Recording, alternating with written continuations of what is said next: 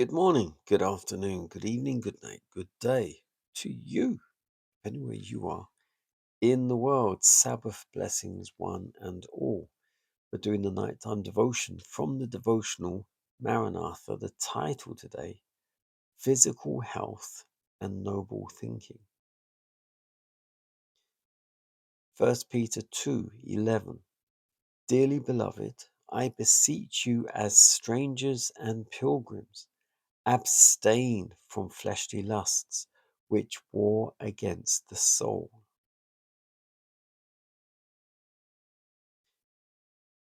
Many regard this text as a warning against licentiousness only, but it has a broader meaning.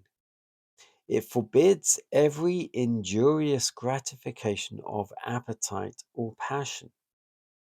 Every perverted appetite becomes a warring lust.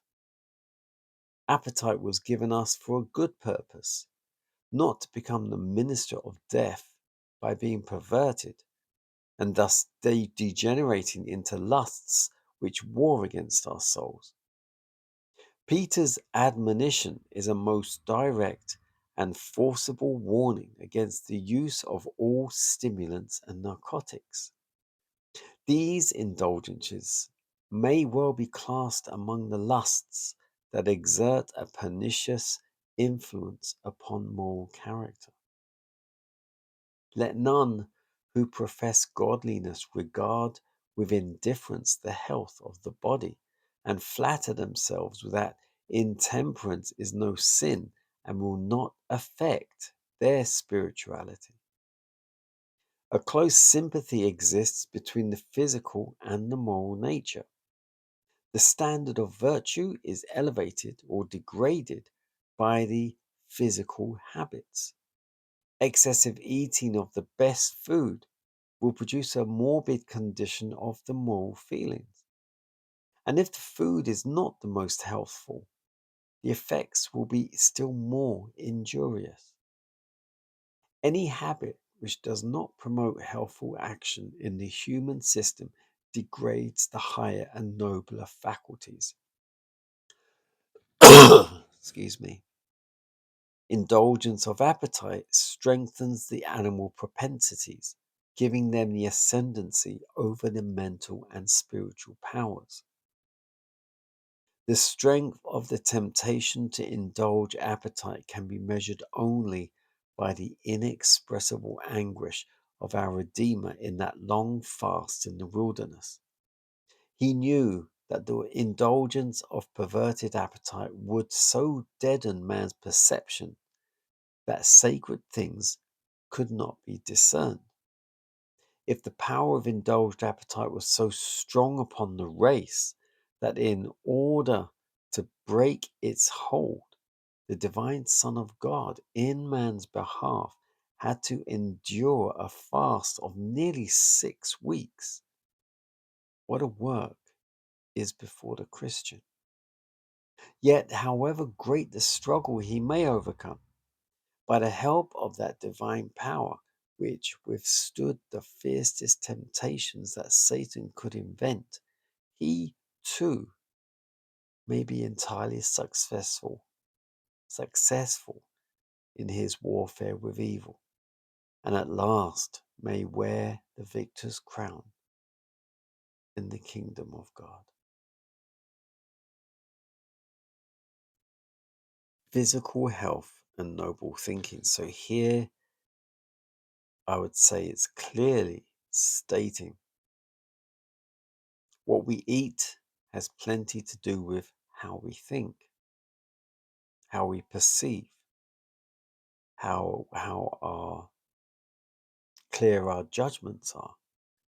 So it's not just alcohol and drugs, it's just food, what kind of food you're eating, what kind of drinks you're drinking. But here it's also about your thoughts, what you think about more a lot of. Are you obsessed with football? Are you obsessed with tennis? Are you obsessed with movies? whatever you're obsessed with that is of this worldly nature, it's taking up too much of your thought process and you're clogging up your brain. And on top of that, what you drink, what you eat, is clogging up your body, which clogs up your brain. Everything affects your blood. And if your blood is affected, your brain will be affected. Your blood is your life source to your whole body, to everything in your body, your eyes, your nose, your muscles, your brain, everything that is anything, your bones, your joints. Your blood carries everything your body needs. Every perverted appetite becomes a warring lust. Lust isn't just about sexual thinking. Lust is anything that is not of God. Anything you want that is not of God, that's lusting.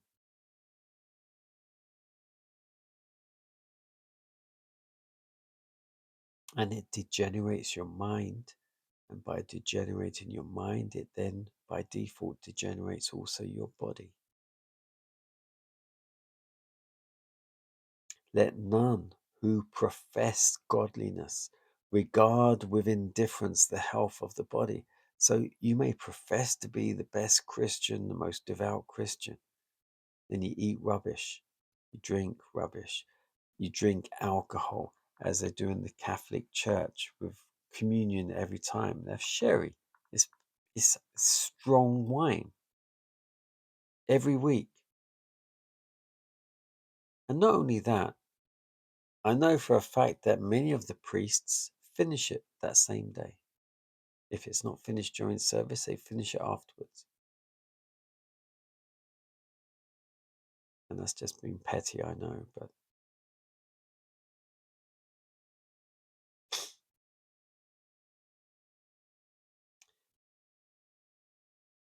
bring your mind and your body under subjection. How many times I've said this, I don't know. But everything we read is covered. Bring your mind and your body under subjection. Start to control your thoughts, control your mind. You will then control your body. It's that simple. It's not simple at all. But that is simplified. And you can do it. You can. You can do anything you want to do as long as it's in God's will and by God's grace. We can do all things by His grace and His strength. I can do all things through Christ that strengthens me, and so can you.